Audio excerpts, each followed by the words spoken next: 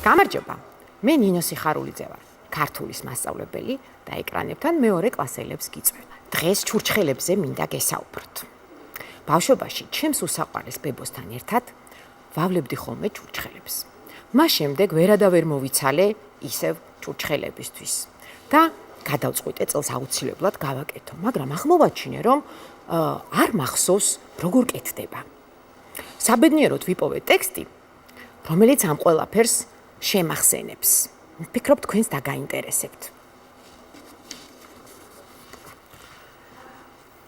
ეს ტექსტი დაწერა ვასილ გურეულმა და მას ქვია ჩურჩხელები. მოდი დავიწყოთ. ბებო ჩურჩხელების ამოსავლებად ემზადება. ბებოსთან ერთად ემზადებიან ლექსო და ლელა. ეს ლექსო გახლავს, ეს კი ლელა. ლექსომ კაკალი და თხილი დაამტრია. ლელამ ნიგოზი და თხილის გული გაარჩია. ბებომ ნიგოზი და თხილის გული ძაფზე აასხა. მერე ქვაბში ბადაგი ჩაასხა და ცეცხლზე შედგა. ბადაგი არის ყურძნის წვენი, რომელსაც წამოადუღებენ ხოლმე და ასე ინახავენ. ბადაგი ადუღდა. ბებომ ქვაბში ფქვილი ჩაყარა. მერე ციცხვით კარგად მოურია. ციცხვი არის გრძელტარიანი ხის კოვზი. ცოტა ხანში თათარამ დუღილი დაიწყო. რა ყოფილა თათარა? ბადაგით და ფქვილით მომზადებულ ფაფისებრ მასას ქვია თათარა. მაშინ ჩურჩხელებს ავლებენ. აბა, დავიწყოთ ჩურჩხელების ამოვლება. თქვა ბებომ, ლელა ბებოს ასხმულ ნიგოსა და თხილს აწვდის. ბებო თათარიან ქვაბში უშვებს, თან ციცხვით კარგად ურევს.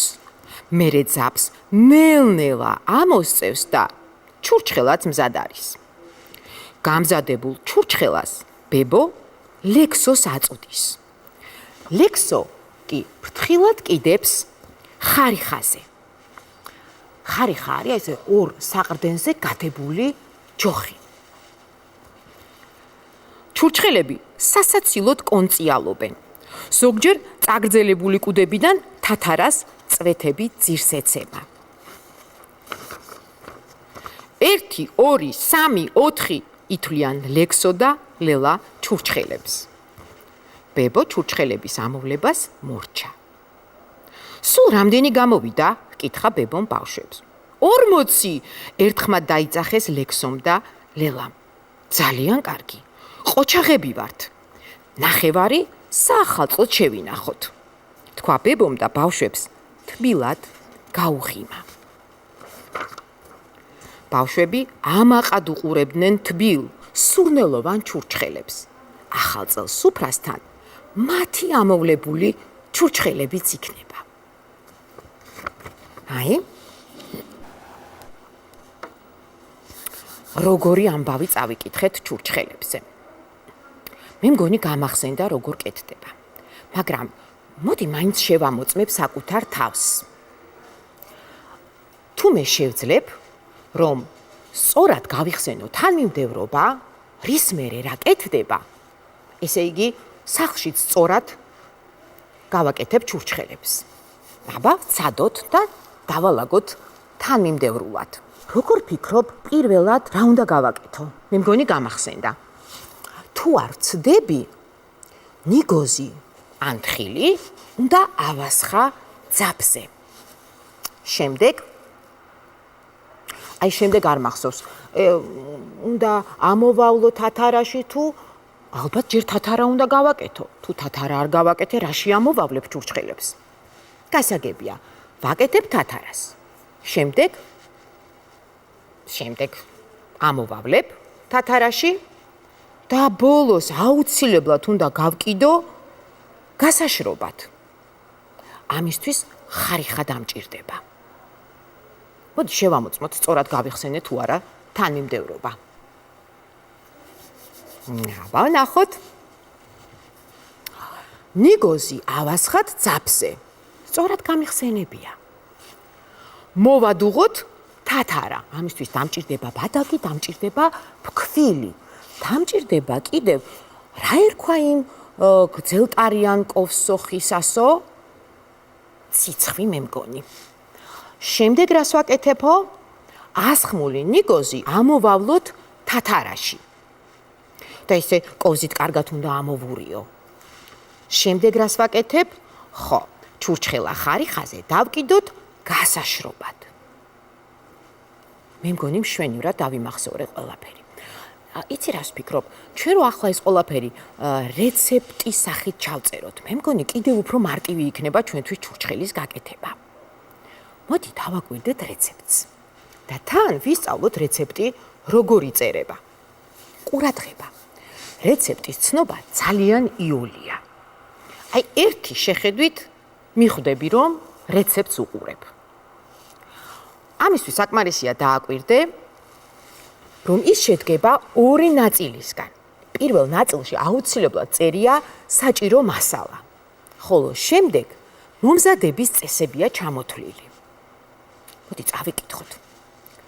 ესე იგი, საჭირო მასალა 50 ცალი ნიგოზი. გასაგებია. 1 ლიტრი ბადაგი. ნეტა ლიტრი რას ნიშნავს? არა უშავს, ვინმეს ვკითხავ. 1 ჭიქა ფქვილი. მახსოვს რომ ესენი ერთმანეთში უნდა ავურიოთ. ახლა მომზადების წესი წავიკითხოთ. ნიგოზი აასხი ძაფზე. ამ დროს ფრთხილად უნდა ვიყო, იმიტომ რომ ნემსი არ ვიჩხვლიტო თითებში, სპეციალურად დამცავს გავიკეთებ თითზე. ბადაგი და ფქვილი ადუღე 40 წუთი. ნახე მოთხრობაში კი არ ეწერა რომ 40 წუთი უნდა მედუღებინა. კიდევ კარგი რეცეპტში ჩავიხედე. ნიგზის ასხმა ამოავლე თათარაში. ჩურჩხელები ხარიხაზე დაკიდე და მზეზე გააშრე.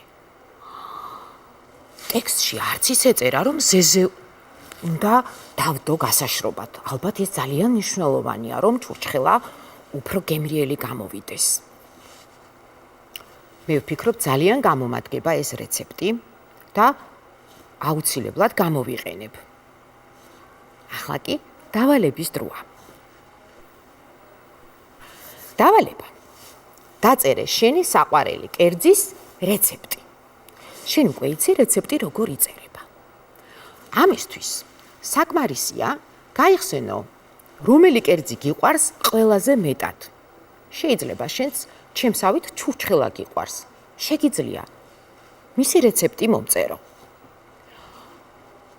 გამოკითხე ოჯახის რომელიმე წევრს, როგორ მზადდება და რა სჭირდება შენ საყვარელ კერძს.